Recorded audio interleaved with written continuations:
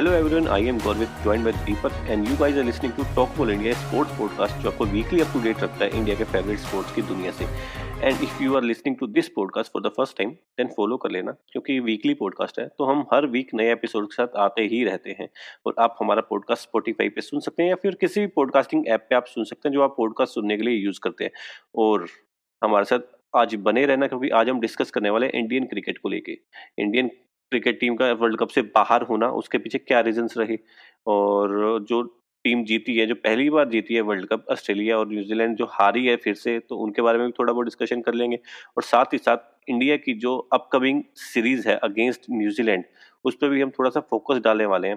तो दीपक, रेडी हो आज के लिए? जी बिल्कुल। तो सबसे पहले हम शुरू करेंगे उस जख्म के साथ जो हमें 7 नवंबर, आखिरी मैच जो 7 नवंबर को था तब मिला। वैसे तो हमें पहला जख्म 24 अक्टूबर को मिल गया था, जब इंडिया हारी थी पाकिस्तान से पहली बार वर्ल्ड कप के अंदर। 12-1 का रिकॉर्ड है इंडिया का पाकिस्तान के सामने। उसके बाद 31 अक्टूबर को दूसरा जख्म दिया, जब न्यूजीलैंड ने बहुत बुरी तरह से इंडिया को हराया। और उससे साफ साफ कुछ चीज़ें क्लियर हो गई थी कि हाँ, शायद इंडिया अब वर्ल्ड कप से बाहर हो जाएगी, और वैसा ही हुआ। 7 नवंबर को आखिरी मैच जीती, बट इंडिया अपना इसका जख्म भी लगा था ना अपने को, तो अफगानिस्तान नहीं हरा पाई न्यूजीलैंड को। हाँ, एक झटका वो भी लगा। अफगानिस्तान मतलब वो तो थोड़ा बिल्डअप हो गया था कि शायद हरा दे, इतना ज्यादा बिल्डअप कर दिया था लोगों ने, बट फिर भी अंदर उम्मीद थी कि क्या पता कोई चमत्कार हो जाए इस तरह से, बट वो चमत्कार हो नहीं पाया। एक बार लग भी रहा था कि शायद हो जाता। वो 6 रन जो बचाए थे कॉनवे ने वहां पे, राशिद खान ने जब छक्का मारा था आखिरी में आके, उसने बचाए थे, शायद उससे थोड़ा बहुत डिफरेंस क्रिएट हो जाता। बट ठीक है, जो हुआ हो गया। अब नई सीरीज की तरफ बढ़ रहे हैं, नया कप्तान आ चुका है, नया कोच आ चुका है, उन सब की बात अब थोड़ी देर बाद करते हैं। बट सबसे पहले दीपक अपने शुरू करेंगे कि इंडिया के हारने के क्या रीजंस रहे इस वर्ल्ड कप के अंदर। तो सबसे पहला, मतलब आपको क्या लगता है पहला रीजन क्या रहा होगा? अगर मुझसे पूछो तो मेरे ख्याल से पहला रीजन, और मेरे ख्याल से मेन रीजन जो रहा, वो रहा हमारा ओपनिंग पेयर। मतलब दोनों जो क्रूशियल मैचेस होते हैं, आपने भी देखा किसी भी जो टीमें सेमीफाइनल में भी गई हैं, उनमें भी हमने देखा उनके ओपनिंग पेयर एटलीस्ट एक, दोनों नहीं तो एटलीस्ट एक था जो प्लेयर जो चल रहा था। हम फाइनल में भी आप देखोगे, सेमीफाइनल में कोई भी टीम देख लो, सबके चल रहे थे। लेकिन इंडिया के रोहित शर्मा और केएल राहुल दोनों ने पहले जो दोनों इंपॉर्टेंट मैचेस थे उनमें विकेट थ्रो करके चले गए। मतलब पहले हम बोलते हैं घबराना नहीं है पाकिस्तान की मीम करके, लेकिन अपने हमारे दोनों ओपनर ही घबरा गए थे, ऐसा लग रहा था देख के। उनको समझ में ही नहीं आया कि क्या हुआ। वो मतलब वो इस तरीके से आए थे कि हम आराम से खेलेंगे, लेकिन हम आराम से जीत जाएंगे, वो कर लेंगे, हम तो थोड़े उस तरीके के प्लेयर है। मतलब ऐसा होना चाहिए, मैं ये नहीं बोल रहा गलत चीज़ है, लेकिन एटलीस्ट आपको कोई प्लानिंग होनी चाहिए, आपको किस तरीके से चलना है। आप आते ही कुछ भी नहीं कर सकते। चलो पाकिस्तान वाला तो हो सकता है कि पहला मैच था, नर्व साथ में होती है, लेकिन न्यूजीलैंड वाले मैच में भी जैसा आपने देखा, चलो उसमें तो थोड़ी बहुत टीम इंडिया ने शफलिंग भी करी थी, लेकिन स्टिल आपने देखा कि किस तरीके से रोहित शर्मा को एक वो मिला, ड्रॉप कैचेस मिला, उसके बाद भी वो अपना विकेट थ्रो करके गए सेम बॉल में, सेम बॉल डाली उन्होंने, वहीं पे फील्डर के हाथ में कैच करा दिया। मतलब जिस हिसाब से न्यूजीलैंड ने प्रिपेयर करा ओपनर के लिए, ऐसा देख के लगा नहीं था कि इंडियन जो ओपनर थे वो प्रिपेयर थे उनके बॉलर्स के लिए। बिल्कुल एग्री करता हूँ। और अगला जो एक रीज़न मेरे को दिखाई दिया वो था कि बॉलर्स का ना चलना। एक्सपीरियंस बॉलर जो थे अपने भुवनेश्वर कुमार, मोहम्मद शमी, और एक तरह से रविंद्र जडेजा को भी मैं गिन लेता हूँ, क्योंकि वो आखिरी के 2-3 मैचेस में चले थे। एक टीम उतनी एज पार नहीं थी जितनी अच्छी होनी चाहिए थी, वहाँ पे उन्होंने कुछ अच्छे विकेट और कुछ अच्छे स्पेल्स डाले थे। बट जो शुरू के मैचेस थे पाकिस्तान के सामने, न्यूजीलैंड के सामने, वहाँ पे रविंद्र जडेजा का जादू इतना देखने को नहीं मिला। और दूसरा, भुवनेश्वर कुमार को पहले मैच में मौका दिया गया, बट उस मैच में वो चल नहीं पाए, फिर उनको ड्रॉप किया। मोहम्मद शमी ने ठीक ठाक बॉलिंग की, थोड़ी बहुत विकेटें भी चटकाई, बट वो काफ़ी रन दे गए।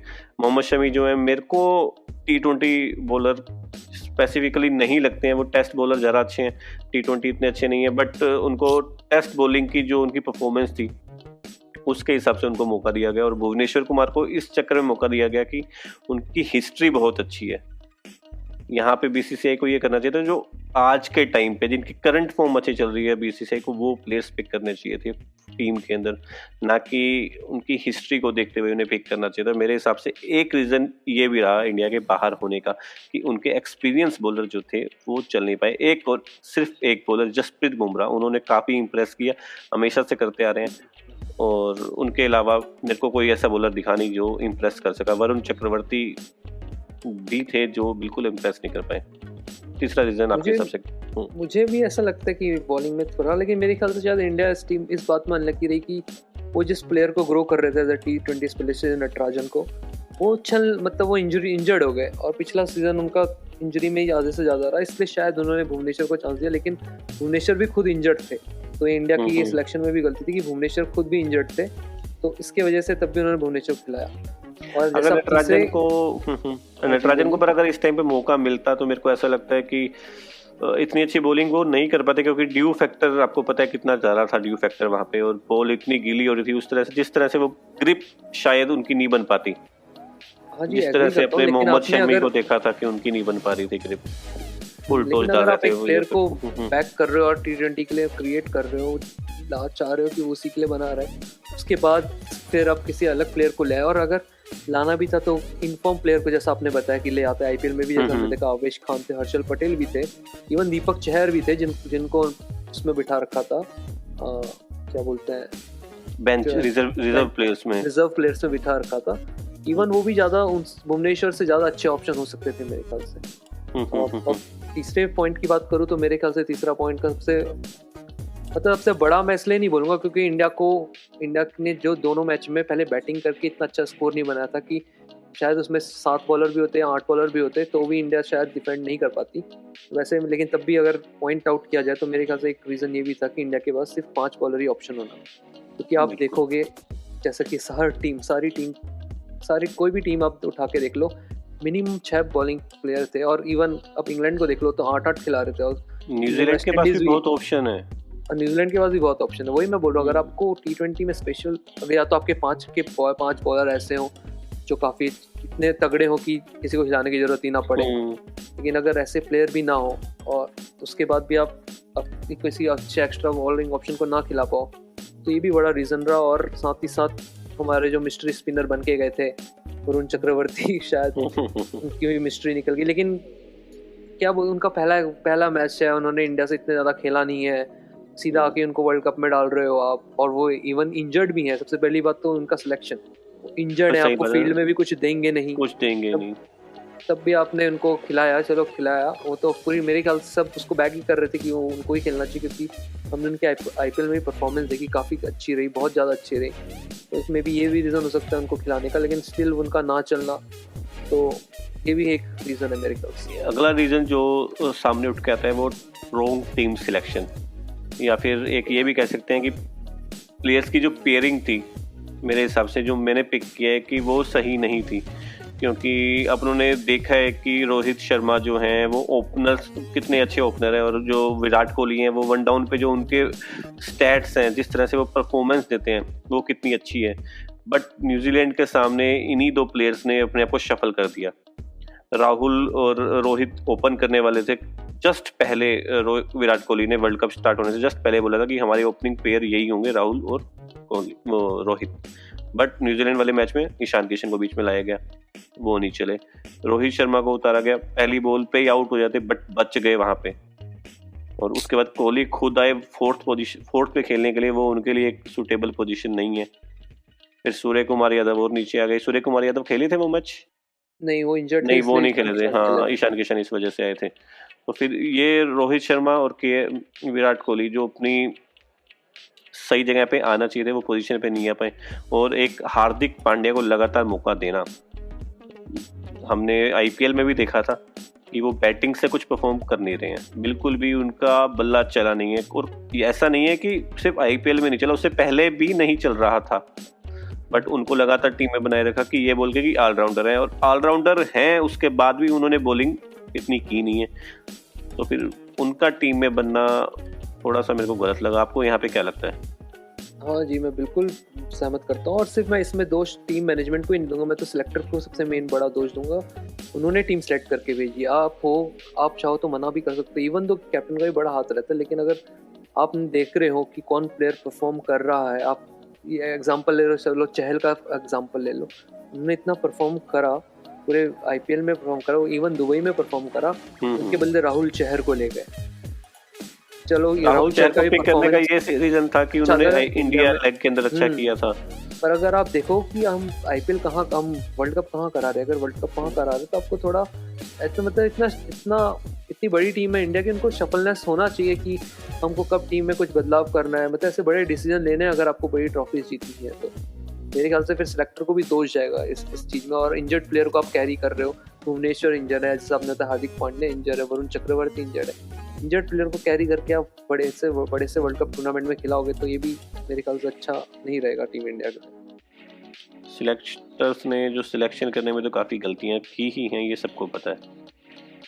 और एक रीजन मैं आउट ऑफ द टॉपिक लेके आता हूँ कि विराट कोहली ने वर्ल्ड कप शुरू होने से पहले बोल दिया कि मैं कैप्टनसी छोड़ रहा हूँ, तो उससे थोड़ा बहुत टीम के शायद इन्वायरमेंट में भी कुछ ना कुछ फर्क पड़ा होगा कि एक प्रेशर भी बिल्ड हो सकता है कि ये बता कैप्टनसी छोड़ के जा रहा है, आज तक कोई टूर्नामेंट जीता नहीं है अपने लीडरशिप के अंदर, तो हो सकता है कि हम बढ़िया करके इसकी कैप्टनसी को अच्छा करें, थोड़ा सा इसको क्या कहते हैं सिल्वर वेयर दें, बट वो भी नहीं हो पाया। मेरे को एक रीजन मैंने ऐसे ही बोल दिया आउट ऑफ द बॉक्स अपने हिसाब से।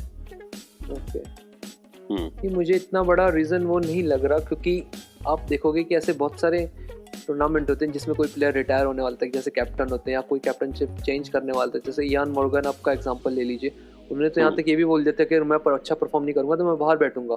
और जैसा आपने देखा इंग्लैंड की टीम में भी बहुत सारे वो चल रहे थे, मतलब आप बोल सकते हैं बहुत सारे शफल नहीं, वो बोलते हैं ना बहुत सारे उनके अंदर ही अंदर बहुत सारी लड़ाइयाँ, नहीं बोलना चाहता मैं, मतलब मिसमैनेजमेंट चल रही थी बहुत सारी। इवन ऑस्ट्रेलिया की टीम में भी जैसा आपने देखा कि जस्टिन लैंगर के साथ प्लेयर की नहीं बन रही थी, ऐसा बहुत टीमों में होता है। मतलब स्टिल आप अगर बड़ी टीम हो और आप इस तरीके के इस कैलिबर के प्लेयर्स हो तो आपको अच्छा परफॉर्म तो बड़े मैचों में ही करना चाहिए। अगर छोटे मैचों में आपने देखा बाकी के 3 मैचों में किस तरीके से परफॉर्मेंस है इंडिया की, अगर आप बड़े मैच में नहीं दिखाओगे तो तब तक आप मतलब इतना अच्छे उस लेवल में नहीं आओगे जिस लेवल में सब आपको समझते हैं। और मैं एक और इसमें एक रीज़न जोड़ना चाहूँगा कि मेरे ख्याल से टॉस का भी सबसे बड़ा रीज़न था ये पूरे टूर्नामेंट में। आप जैसा देखोगे तो और कोहली के दोनों मेन मैचेस में टॉस हारना और इंडिया का बैटिंग करना, ये मेरे ख्याल से ये इसने भी इस टॉस के डिसीजन ने भी उनको बहुत प्रेशर में डाल दिया था टीम इंडिया को। क्योंकि आपने देखा कि थ्रू आउट आप कोई सही मैच उठा के देख लें, मेन इंपॉर्टेंट जितने भी मैचेस थे, जो टीम चेस कर रही थी वो आराम से जीत जा रही थी, क्योंकि ये पिच थोड़ी अनएक्सपेक्टेड थी। किसी को पता नहीं चल रहा था कि हम किस तरीके से क्या टोटल रखें कि हम इसको डिफेंड कर सकें।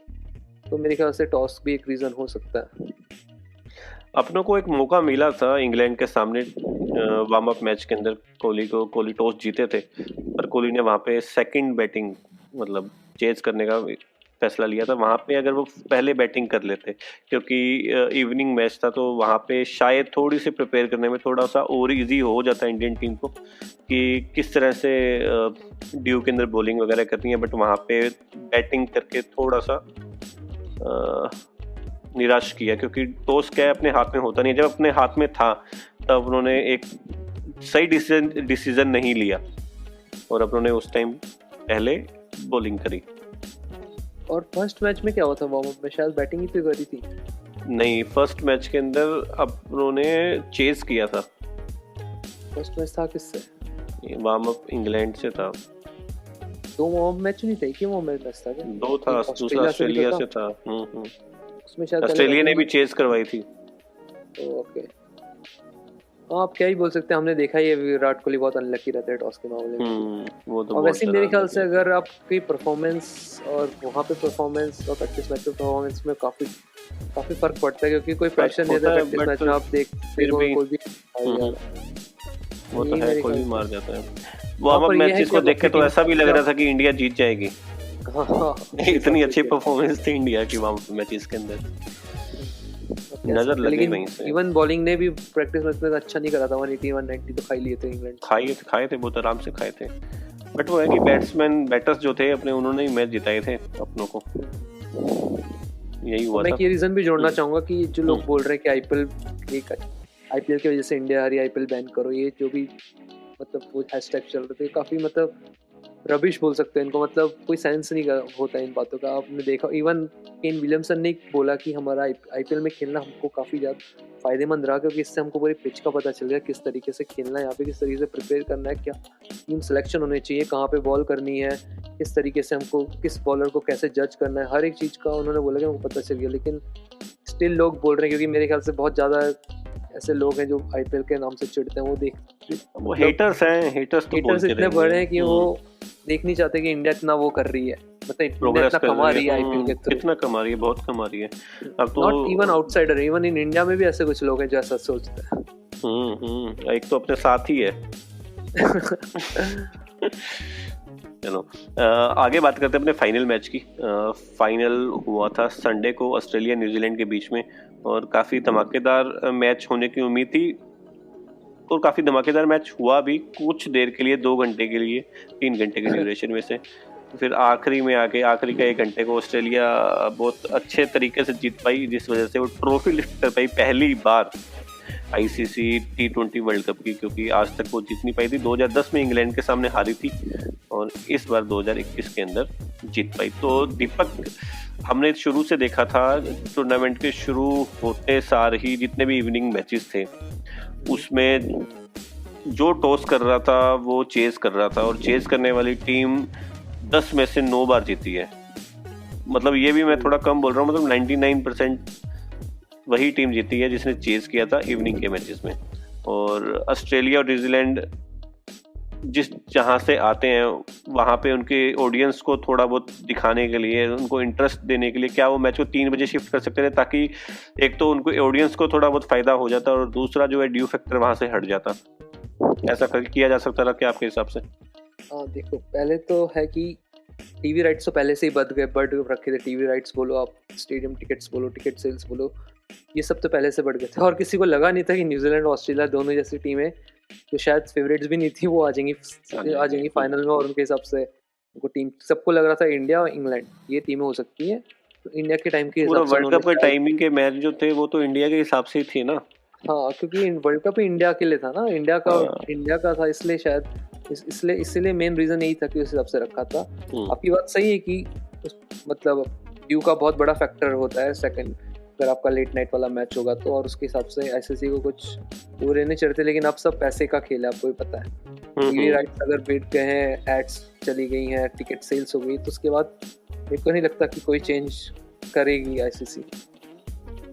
इवन कभी कोई फर्दर अगर ऐसा हुआ तब भी नहीं करेगी मेरे ख्याल से। तब भी नहीं करेगी। बट यहाँ पे तो बस ये देख रहे थे कि सेकंड चेज करने वाला जो इंसान है वो जीत रहा था, इस वजह से मैंने इस टॉपिक को उठाया। और अगर अपने फाइनल मैच की डिस्कशन को लेके थोड़ा सा डिस्कस करते हैं, मतलब उनकी टीम परफॉर्मेंस को डिस्कस करते हैं, तो न्यूजीलैंड की टीम परफॉर्मेंस आपके हिसाब से किस तरह की रहेगी? अगर आप throughout the whole tournament बोलो तो मेरे ख्याल से काफ़ी शानदार परफॉर्मेंस रही। किसी ने सोचा नहीं था, इंडिया के सामने तो चलो डिजर्व करते थे, लेकिन किसी ने ऐसा सोचा नहीं था कि वो क्या बोलते हैं, इनको हराएंगे, इंग्लैंड को हराएंगे। और उन्होंने जिस हिसाब से उस परफॉर्मेंस दी उस मैच में, काफ़ी शानदार परफॉर्मेंस रही। वो अनलकी रहे मेरे ख्याल से, मेन अनलकी इस सेंस में रहा ऑस्ट्रेलिया कि उनके जो कॉनवे थे उन्होंने फ्रीक इंजरी की वजह से बाहर हो गए। क्यों किया उन्होंने? अपना हाथ कौन तोड़ता है? मतलब उनको लगा नहीं था शायद वो जीत पाएंगे। उनको लगा था कि शायद सेमीफाइनल में बाहर हो जाए, इसलिए ये रीजन हो सकता है कि, तो लेकिन अनलकी रहे। और मेरे ख्याल से उनके ओपनर्स, जैसा मैं बताया कि इंडिया के ओपनर चल जा रहे हैं, और इस मैच में भी आप देखोगे ओपनर्स 35 बॉल में 28 रन बना रहे हैं, जैसे कि वनडे या टेस्ट मैच खेल रहे होंगे, पता नहीं, ऐसा लगता है पुजारा की आत्मा आ रखी है उनके अंदर। इस हफ्ते वो बैटिंग करते प्लेट कर रहे हैं, प्लेट। अगर आप मिस करो बॉल को तो अलग बात है, लेकिन आप आके प्लेट कर रहे हैं। फिर ग्लेन फिलिप्स ने भी शायद 18 बॉल 18 रन इस तरीके का कुछ खेला, काफी धीरे खेला। सिर्फ एक विलियमसन ही थे जो लग रहा था कि ये टीम के लिए खेल रहे हैं और जिताने के मूड में, क्योंकि जिस हिसाब से उन्होंने स्पीड बढ़ाई थी अचानक से 10 ओवर के बाद, आउटस्टैंडिंग, एक्स्ट्राऑर्डिनरी थी। तो और लेकिन ऑस्ट्रेलिया का भी जिस हिसाब का अगर बात करें ऑस्ट्रेलिया की, जिस हिसाब का उनका परफॉर्मेंस रहा through out the world cup, काफ़ी अच्छा रहा। स्पेशली डेविड वार्नर का, जिनका मतलब काफ़ी लो फेस से गुजर रहे थे, आप बोलना चाहो SRH में चाहे देख लो, और इवन आप वो भी देख लो प्रैक्टिस मैच में, जैसा हम बात कर रहे थे, प्रैक्टिस मैच में भी 0-0 में आउट हुए हैं, उसके बाद भी इस तरीके की परफॉर्मेंस करना, मैन ऑफ द टूर्नामेंट। पहले मैच में भी शायद उन्होंने स्कोर अच्छा नहीं किया था, सेकंड मैच से उन्होंने स्कोर करना स्टार्ट किया था, सेकंड मैच से किया था। और एरन फिंच पूरे टूर्नामेंट में कुछ नहीं करे, लेकिन डेविड वार्नर टिके रहे। और इवन दो इन्होंने पाकिस्तान के सामने अपनी विकेट थ्रो करके चले गए, उनको वो लगा वो खुद आउट है जो आउट थे नहीं, लेकिन काफी शानदार परफॉर्मेंस रहा। और मिचेल मार्श का फाइनल में काफी अच्छा, इसी तरीके का ऑलराउंडर इंडिया को चाहिए इंडिया को, इस तरीके की बैटिंग भी कर सके और मिचेल मार्श जैसी एटलीस्ट बॉलिंग कर सके। मिचेल मार्श काफी अच्छा ऑलराउंडर और काफी इम्प्रेस किया उन्होंने ऑस्ट्रेलिया के लिए वर्ल्ड कप के अंदर। और डेविड वार्नर का भी जैसे आपने बोला अल्टीमेट, और न्यूजीलैंड जो सिर्फ एक ही बंदे पे टिकी थी, वो केन विलियमसन थे। जिस तरह की बैटिंग गुप्टिल कर रहे थे वैसी उम्मीद सबको थी कि विलियमसन ऐसी बैटिंग करेंगे, बट गुप्टिल पता नहीं क्या देख के आए, क्या खा के आए, उन्होंने थोड़ा सा बहुत निराश किया मतलब उनके फैंस को। अगर वो चल जाते ना तो 180 से वो स्कोर 195 चल जाता, शायद वो एक स्कोर थोड़ा डिफेंडेबल होता, डिफेंड कर सकती शायद उस स्कोर को। वो थोड़े बहुत जो रन्स थे वो रह गए। अगर केन विलियमसन भी खड़े रहते ना, वो भी 10-15 रन एक्स्ट्रा स्कोर कर जाते तो फिर 180 से ऊपर जा सकते थे, वहां पे कुछ बचाया जा सकता था मैच को। बट देखा जाए तो दोनों टीम की बहुत अच्छी परफॉर्मेंस थी। किसी ने सोचा नहीं था कि ये दोनों टीम्स फाइनल में पहुंचेंगी। सेमीफाइनल्स तक भी किसी को नहीं लग रहा था, क्योंकि इंग्लैंड और पाकिस्तान सबसे ऊपर आ रही थी। पाकिस्तान तो भैया 5 मैच लगातार जीत के आ रही थी, तो सबके फेवरेट्स वही थे कि शायद सेमीफाइनल्स वो जीतेंगे। बट जिस तरह से इन दोनों टीम्स ने परफॉर्मेंस की है, अल्टीमेट परफॉर्मेंस थी, बहुत बढ़िया। 2015 वर्ल्ड कप फाइनल की याद दिला दी, जहाँ पे न्यूजीलैंड ने चोक किया था और यहाँ पे भी न्यूजीलैंड चोक कर गई। तो उसके बारे में क्या कहना है? साउथ अफ्रीका का जो टाइटल था चोकर्स का, वो क्या अब उठा के न्यूजीलैंड को दे दिया जाए? मेरे ख्याल से मिल जाता, ऑलमोस्ट बहुत करीब से, अगर उन्हें वो वर्ल्ड T20 चैंपियनशिप नहीं जीती होती तो, वर्ल्ड टेस्ट चैंपियनशिप। लेकिन उन्होंने बीच में वर्ल्ड टेस्ट चैंपियनशिप जीत ली, तो उनका थोड़ा वो रहा। लेकिन आप बोल सकते कि limited overs cricket, limited overs में नए चोकर्स बन चुके हैं लगातार। पर इवन फाइनल्स हारे हैं, लेकिन ये चोकर्स भी हैं, लेकिन ऐसी टीम भी है जो लगती नहीं है कि फाइनल खेलेगी, लेकिन स्टिल इतना अच्छा परफॉर्मेंस करके फाइनल्स में आ जाती। सिर्फ 52 लाख लोग रहते हैं न्यूजीलैंड के अंदर, उसमें से भी गिने चुने लोग जो है वो क्रिकेट खेलते हैं, क्योंकि फर्स्ट गेम उनका रग्बी है। और उसके अंदर से भी वो इस तरह के क्वालिटी प्लेयर्स लेके आते हैं ना, बहुत मजा आ जाता है। और एक न्यूजीलैंड वाले बंदे भी बहुत शानदार होते हैं, इंडिया वाले बहुत लाइक करते हैं न्यूजीलैंडर्स को। और आगे बढ़ते हैं अपने, अब इंडिया की बात कर लेते हैं। इंडिया और न्यूजीलैंड फिर से आमने सामने होंगी। न्यूजीलैंड का इंडिया टूर स्टार्ट होने वाला है कल से, जयपुर में मैच होने वाला है। इकलौता ऐसा मैच है इस सीरीज का जो 100% कैपेसिटी के साथ खेला जाएगा, और सारी की सारी टिकट सेल हो चुकी हैं। तो सबसे पहले नई सीरीज है, नया कप्तान है, नया कोच है, तो अपने इसी कोच के बारे में बात कर लेते हैं। राहुल द्रविड़ जो है वो अपने इंडियन क्रिकेट टीम के कोच बन चुके हैं। तो दीपक, क्या एक्सपेक्टेशंस हैं अपनी राहुल द्रविड़ से?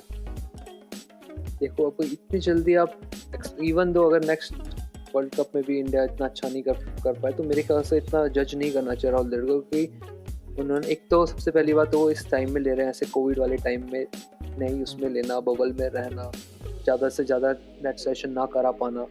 और बबल लाइफ में मतलब आपको पता ही है कि कितना मेंटली भी इफेक्ट करता है, प्लेयर्स को भी, इवन कोच को भी रहना पड़ेगा।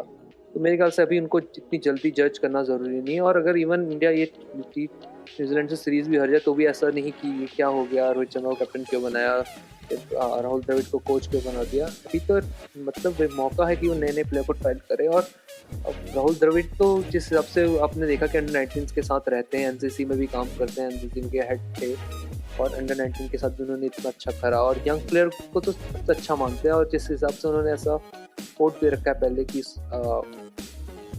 श्रीलंका वाली टीम, जब श्रीलंका गए टीम के साथ, श्रीलंका गए थे वो टीम के साथ, बी टीम के साथ, तो उन्होंने ऐसा बोलता कि अगर आप टीम में सेलेक्ट हो गए तो ये इसका मतलब ये नहीं कि आप 11 में नहीं आओगे, इसका मतलब आप कैपेबल हो, आप कभी भी अंदर आ सकते हो। तो इस तरीके की जो वो है, सोच है, बोल सकते मेंटलिटी है, काफ़ी अच्छी रहेगी मेरे ख्याल से टीम इंडिया के लिए, और काफ़ी फायदेमंद हो सकती है, और होगी भी, मेरे को लग रहा है। एक्सपेक्टेशंस की बात करें तो राहुल द्रविड़ से सिर्फ और सिर्फ यही एक्सपेक्टेशन है मेरी तो, कि जिस तरह से रवि शास्त्री के एरा के अंदर इंडिया टेस्ट मैचेस के अंदर अनबीटेबल टीम रही है, बहुत मुश्किल से बीट किया जा सकता है, ऐसी टीम बन के आई है इंडिया की टीम। ऐसी ही टीम इंडिया ओडीआई के अंदर कर पाए, और हो सके तो T20 में भी कर ले, क्योंकि ओडीआई में करना थोड़ा ज़रा ज़रूरी है, क्योंकि 2023 के अंदर इंडिया के अंदर ही होने वाला है ओडीआई वर्ल्ड कप। तो सभी के सभी चाहते हैं कि वापस से इंडिया 2011 में जो उन्होंने करिश्मा करके दिखाया था, 1983 में जो करिश्मा करके दिखाया था, वो दोबारा से हासिल कर सके। तो एक मेन फोकस उनका इस पे रहना चाहिए कि इंडिया एक अनबीटेबल टीम बने ओडीआई के अंदर, लिमिटेड ओवर्स के अंदर कह ले तो, और नए प्लेयर्स को ग्रूम करें। ईशान किशन है, ऋषभ पंत है, हमने कई बार देखा ईशान किशन और ऋषभ पंत को कि कई जगह पे आके वो अपना आपा खो बैठते हैं और ऐसे शॉट खेल जाते हैं कि वो आउट हो जाते हैं। तो उनको थोड़ा सा टैकल करें, उनको थोड़ा समझाएं कि किस तरह से अपनी इनिंग को बिल्ड करना है। ऋषभ पंत थोड़ा थोड़ा सीख चुके हैं इनिंग को बिल्ड करना, अब दूसरे प्लेयर्स को भी उनको थोड़ा बहुत उस राह पे चलाना पड़ेगा कि वो भी अपनी इनिंग को बिल्ड कर पाएँ, क्योंकि कई प्लेयर ऐसे हैं जो अपना आपा खो जाते हैं। हार्दिक पांड्या भी उनमें से एक है। तो मेरा तो बस यही मानना है कि राहुल द्रविड़ थोड़ा अच्छा करें, और राहुल द्रविड़ अब इंडिया के कोच बन गए हैं, इंडियन सीनियर टीम के कोच बन गए हैं, तो वो उनकी जगह को रिप्लेस कर रहे हैं एनसीए के अंदर वीवीएस लक्ष्मण। इस बारे में हम ज़्यादा डिस्कस नहीं करेंगे, but for your kind information type में मैंने बता दिया कि वीवीएस लक्ष्मण अब एनसीए के हेड कोच बन गए, और इंडिया ए और इंडिया अंडर 19 को भी वही कोचिंग देंगे। नया कप्तान है रोहित शर्मा। उनकी कैपेबिलिटी तो दीपक हमने देखी है कि वो किस तरह की कैपेबल कैप्टन है वो। उन्होंने 5 आईपीएल ट्रॉफी जिताई है मुंबई इंडियंस को, तो उनसे एक्सपेक्टेशंस क्या रहेंगी, वो किस तरह से वो इंडिया को आगे लेके जा सकते हैं। ये नहीं कह रहा कि इंडिया हार गई तो उनको हटा देना चाहिए, क्योंकि हम उस तरह के फ़ैन नहीं हैं। एक कैप्टन को अगर मौका दे रहे हैं तो उनको थोड़ा लंबे टाइम तक मौका देते रहना चाहिए, बट उनसे एक्सपेक्टेशंस क्या रहेंगी, किस तरह से उनको डिसीजंस लेने चाहिए। नहीं, मेरे ख्याल से एक्सपेक्टेशन रहनी चाहिए, अच्छी खासी रहनी चाहिए। उनकी कैप्टनशिप भी काफ़ी अच्छी है, उनकी काफ़ी तारीफ भी करते हैं। और जो डिसीजन था, अगर विराट खुद ही छोड़ रहे तो मेरे ख्याल से रोहित ही थे जो डिजर्व करते थे। इनका एक्सपीरियंस भी है और एक सीनियर प्लेयर भी हैं, और टीम को हैंडल अगर किसी यंग प्लेयर को दे दे तो शायद वो टीम को इतना हैंडल नहीं कर पाता और कुछ बोल्ड डिसीजन नहीं ले पाता। तो मैं चाहता हूँ कि रोहित शर्मा रहें और कुछ बोल्ड डिसीजन रहे जो टीम के फेवर में रहे, टीम सिलेक्शन में भी और मतलब किस तरीके से खेलना है उसमें भी। और मेरे ख्याल से तो काफ़ी अच्छा परफॉर्मेंस करेंगे, और शायद अब उन पर एक जिम्मेदारी आ गई तो वो as a opener, even though वो हमेशा जिम्मेदारी की तरह ही खेलते हैं, चाहे आप कोई भी मैच उठा दो, लेकिन अब शायद एक्स्ट्रा जिम्मेदारी आई है तो शायद और थोड़ा तरीके से खेलेंगे कि हमको किस तरीके से खेलना है। तो मेरे ख्याल से तो अच्छा रहेगा रोहित शर्मा के लिए। उनकी परफॉर्मेंस देखनी पड़ेगी, क्योंकि अब तक वो वैसे कैप्टनसी इंडिया की कर चुके हैं, बट एक रेगुलर कैप्टन के बाद उनकी बैटिंग परफॉर्मेंस टिप होती है या फिर सही चलती है, वो देखने वाली बात होगी। वो कल से अपने को पता चलेगा वो किस तरह से बैटिंग परफॉर्मेंस में आ रहे हैं। और दीपक, जो न्यूजीलैंड सीरीज़ के लिए इंडिया की टीम जो पिक हुई है, जो 15-16 प्लेयर जो बीसीसीआई ने सिलेक्टर्स ने पिक किए हैं, तो इस बारे में क्या कहना है कि मतलब सही चॉइस है या फिर थोड़ी सी कमज़ोर दिखाई देती है टीम? मेरे ख्याल से कमज़ोर तो नहीं, मेरे ख्याल से न्यूजीलैंड ज़्यादा कमज़ोर होगी, क्योंकि आपको पता चल गया केन विलियमसन खेलने वाले हैं तो उनकी बैटिंग थोड़ी और कमज़ोर होगी। लेकिन अगर आप टीम इंडिया की बात करें तो मेरे ख्याल से तो अच्छा डिसीजन था, लेकिन कुछ प्लेयरों को अभी भी रेस्ट दे सकते थे। मेरे ख्याल से ऋषभ पंत इतने टाइम से टीम इंडिया के साथ हर सीरीज़ में जा रहे हैं, हर मैच खेल रहे हैं, मेरे ख्याल से उनको भी रेस्ट देके शायद संजू सैमसन को अंदर डाल सकते थे, उनको भी एक बार ट्राई कर सकते थे कि मुश्ताक अली ट्रॉफी में भी उनका काफ़ी अच्छा परफॉर्मेंस रह रहा है, बहुत अच्छा परफॉर्मेंस रहा उनका संजू सैमसन का। तो मेरे ख्याल से उनको भी एक मौका मिलना चाहिए था। और जहाँ तक अगर बॉलिंग की बात करें तो वहाँ पे भी कुछ चेंजेस हो सकते थे, लेकिन मेरे ख्याल से भुवनेश्वर कुमार और अश्विन को इसलिए ले रखा है ताकि उनको शायद एक, मेरे ख्याल से ऐसा लगता है शायद एक लास्ट चांस मिल रहा है। अगर उनकी किस तरीके की परफॉर्मेंस रहती है, अगर नहीं रहती है तो शायद उस बेस में उनको टीम से निकाला जा सकता है। मेरे ख्याल से तो उनको इसी वजह सिलेक्शन हुआ। लेकिन आप ऋतुराज गायकवाड की बात करें, काफ़ी अच्छा डिसीजन रहा। वेंकटेश अय्यर की बात करें, अच्छा डिसीजन रहा। अक्षर पटेल का अच्छा डिसीजन रहा। आवेश खान हो गए, हर्षल पटेल हो गए, मोहम्मद सिराज हो गए, दीपक चहर हो गए। मेरे ख्याल से ये सारे डिसीजन अच्छे रहे। और चहल को भी वापस लाना, अब ये मेन रहेगा कि कल क्या टीम के साथ इंडिया गुजरती है। और वेंकटेश अय्यर को क्या रोल मिलता है मेरे को तो वो देखना है, क्योंकि ऐसे ओपनर तो पक्का नहीं खेलेंगे, 3-3 4-4 है। और फिर अब देखा जाएगा कि शायद उनको हार्दिक पांड्या वाला रोल दे, जो एम एस धोनी भी खेलते थे, एंड करना इनिंग को, और एक्स्ट्रा बॉलिंग तो वो करेंगी, अब सबको पता है। देखा जाएगा किस हिसाब से करती है टीम इंडिया परफॉर्मेंस।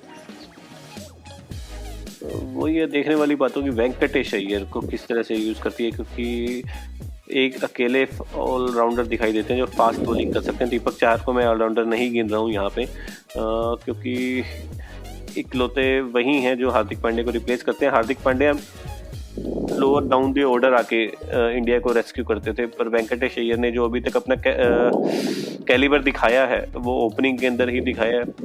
तो यहाँ पे देखने वाला होगा कि वेंकटेश अय्यर को क्या मौका मिलता है, और अगर मौका मिलता है तो किस पोजीशन में मिलता है। ऑब्वियसली जैसे आपने बोला वो ओपनिंग पोजीशन तो नहीं होने वाली। यही जो 15-16 प्लेयर्स का लोट अपनों को दिखाई दे रहा है दीपक, अपने इसमें से अगर कुछ प्रोबेबल 11 पिक करना चाहो तो आप किन किन 11 बंदों को पिक करोगे? क्योंकि मैं तो अभी खैर समझ नहीं पा रहा हूँ यहाँ पे किस किस 11 प्लेयर्स को खिलाना चाहिए। आपको क्या लगता है आपके हिसाब से? मेरे ख्याल से इंडिया को ये सीरीज जीतने के लिए नहीं जानी चाहिए, मेरे ख्याल से उनको टीम कॉम्बिनेशन बनानी चाहिए इस सीरीज में, अपनी नई नई चीज़ें आजमानी चाहिए कि वो किस हिसाब से खेलें। तो उस हिसाब से ही मैं टीम बताऊंगा कि मैं क्या रखता। मैं तो रोहित शर्मा और केएल राहुल को इसलिए ले रखा है क्योंकि उनको वाइस कैप्टन बनाया है, तो और आगे फ्यूचर में उनको कैप्टन बनाने के लिए रख रहे हैं। वरना अगर ऐसा नहीं होता तो वैसे मैं केएल राहुल को भी इस सीरीज के लिए हटा देता, किसी और को लाता, लेकिन अगर उनको है तो मैं उनको खिलाऊंगा। तो रोहित शर्मा और केएल राहुल, और मैं फर्स्ट डाउन भेजूंगा ऋतुराज गायकवाड़ को। फिर उसके बाद मैं भेजूंगा श्रेयस अय्यर, फिर मैं भेजूंगा ऋषभ पंत, फिर वेंकटेश अय्यर, अक्षर पटेल, युजवेंद्र चहल। 8 हो गए शायद, गिने नहीं मैंने, अब करते रहो बोलते रहो, कुछ नहीं होता। फिर दीपक चहर, आवेश खान और हर्षल पटेल और मोहम्मद सिराज। हर्षल पटेल नहीं, मोहम्मद सिराज। हर्षल पटेल नहीं, मोहम्मद सिराज वैसे काफ़ी अच्छे बॉलर हैं। ऋतुराज गायकवाड़ नंबर 3 पे मेरे को थोड़े से, मेरे हिसाब से, मेरी टीम के हिसाब से वो थोड़ा सही पिक नहीं बैठते, और केएल राहुल को मौका देना जरूरी है। मेरे को लगता नहीं है कि ऋतुराज गायकवाड़ को मौका दिया जाएगा अभी, क्योंकि उनका काफ़ी यंग करियर है और आगे उनको काफ़ी मौके मिलने वाले हैं। तो इसको देखते हुए मेरे को नहीं लगता ऋतुराज गायकवाड़ मेरी टीम में होंगे। मेरी टीम में मेरे को लगता है Rohit Sharma, KL Rahul. First down पे मैं भेजूंगा श्रेयस अय्यर को, और चौथे पे भेजा जा सकता है सूर्य कुमार यादव। 5वें पे मैं भेजना चाहूँगा ऋषभ पंत, और ऑलराउंडर मैं वेंकटेश अय्यर को आजमाना चाहूँगा कि 6ठे पे वो किस तरह से परफॉर्म करते हैं। और उसके बाद इसको खिलाया जाए दीपक चाहर को। पटेल ही खेलेंगे मेरे ख्याल से, क्योंकि वो रविंद्र जडेजा वाला रोल निभा रहे हैं। हाँ वो निभा रहे हैं, बट मैं जाना चाहता नहीं उनकी तरफ। तो मैंने कौन सा नाम लिया वेंकटेश अय्यर के बाद में? दीपक चाहर लिया। दीपक चाहर का नाम लिया मैंने। उसके बाद मैं खिलाऊंगा, हाँ उसके बाद मैं खिलाऊंगा युजवेंद्र चाहल को, और एक मैं खिलाऊंगा रविचंद्रन अश्विन को, क्योंकि उनको बहुत टाइम बाद मौका मिला है। तो उसको देखने वाला होगा कि वो अभी किस तरह से परफॉर्म करते हैं T20 के अंदर। उन्होंने वर्ल्ड कप के अंदर आखिरी कुछ मैचेस में अच्छा परफॉर्म किया था, तो यहाँ पे भी देखने वाला होगा कि वो अपनी प्राइम फॉर्म में रहते हैं या नहीं रहते हैं। तो रविचंद्रन अश्विन, और उसके बाद फास्ट बॉलर एक मोहम्मद सिराज, और आवेश खान, हर्षल पटेल में से कोई एक और। ये तो फिर ज़्यादा हो गए, 3 फास्ट बॉलर खिला लिए मैंने तो। मैंने भी 3 फास्ट बॉलर ही खिलाए। मैं आवेश खान के साथ जाऊंगा। सही टीम है। इंडिया को ऐसे ही आजमाना ही चाहिए अलग अलग कॉम्बिनेशन, अब फिर ताकि आगे वाले जो बहुत सारी सीरीज आने वाली है, इंडिया को शायद 20 मैच खेलना है इस T20 के शुरू होने से पहले। तो हाँ काफ़ी मैच खेले हैं, और बहुत इवन अभी कुछ अच्छे प्लेयर भी बाहर है। देखना तो ये रहेगा कि अगर सब अच्छा करते हैं फिर विराट कोहली को किस तरीके से टीम में वापस लाएंगे। विराट कोहली अगर आते हैं तो फिर श्रेयस अय्यर तो बाहर बैठेंगे ही बैठेंगे, क्योंकि विराट कोहली और श्रेयस अय्यर एक तरह के थोड़े से मेरे को दिखाई देते हैं। बट श्रेयस अय्यर को भी थोड़ा बहुत ज़रा ग्रूम करना है। वो अपनी बैटिंग को ही इतनी जल्दी पेस नहीं कर पाते जितना जल्दी करना चाहिए, पर एटलीस्ट वो एज ए इनिंग बिल्डिंग का रोल कर सकते हैं। विराट कोहली भी वही रोल करते हैं, तो इसलिए मेरे ख्याल से कोई थोड़ा वैसा प्लेयर ही चाहिए जो बड़ी हिट कर सके। बिल्कुल। तो आज का जो ये पॉडकास्ट है, आज के जो टॉपिक्स हमने डिस्कस करने थे वो सभी हमने डिस्कस कर लिए हैं। तो अपने पॉडकास्ट को अपने दीपक यहीं पे ख़त्म करें। जी बिल्कुल। तो वही हर बार की तरह आपसे आग्रह किया जाता है कि आप अपने इस पॉडकास्ट को ख़त्म करें। ओके, तो शुक्रिया दोस्तों, आप जहाँ पे हम ये पॉडकास्ट सुन रहे हैं ज़रूर वहाँ पे हमको फॉलो कर दीजिएगा और लाइक कर दीजिएगा, और जिन जिन अपने दोस्तों को भेज सके उन दोस्तों को भेजो, ज़्यादा से ज़्यादा शेयर कर दीजिए, थोड़ी बहुत मतलब उन पे दया करें और ऐसे हमारे साथ बने रहें, और हम नए पॉडकास्ट लाते रहेंगे। और अगला पॉडकास्ट फुटबॉल के ऊपर होने वाला है, तो बने रहना। Thank you very much.